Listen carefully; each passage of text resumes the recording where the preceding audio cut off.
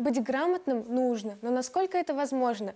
Гора новостей решила узнать, кто готовится к тотальному диктанту и, самое главное, как. В Уфе стартовали курсы по подготовке к тотальному диктанту. Называются они «Русский по четвергам». Занятия проходят вечером, и попасть на них сможет абсолютно каждый. Съемочная группа детской информационной службы отправилась на самое первое занятие в Центральную городскую библиотеку. Как ты думаешь, для чего нужно участвовать в тотальном диктанте? Я думаю, что это очень важно для проверки своих же знаний. Тут люди не пытаются списать что-то, не пытаются получить хорошую оценку, а они хотят проверить именно свои знания. Курсы ведет преподаватель русского языка и литературы со стажем Андрей Блинов. Он, кстати, автор контрольно-измерительных материалов по ЕГЭ. Так что подготовка к тотальному диктанту заодно может активизировать ваши знания для школьных нужд. Сначала на курсах пишут самый настоящий диктант, а потом разбирают возможные ошибки. Вокруг пишем, естественно, слитно.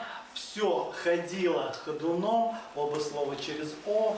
Заодно можно проверить свой уровень грамотности.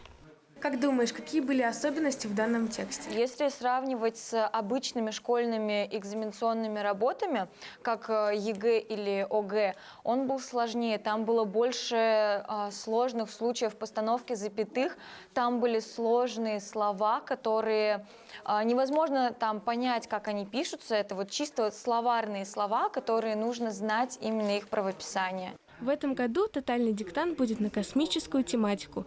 Текст диктанта будет о основателе русской теоретической космонавтики Константине Циолковском. Писать диктант будут по всей стране 4 апреля. В прошлом году акция собрала аж 200 тысяч участников по всему миру. Тотальный диктант – это добровольная акция, которая проходит в разных странах мира.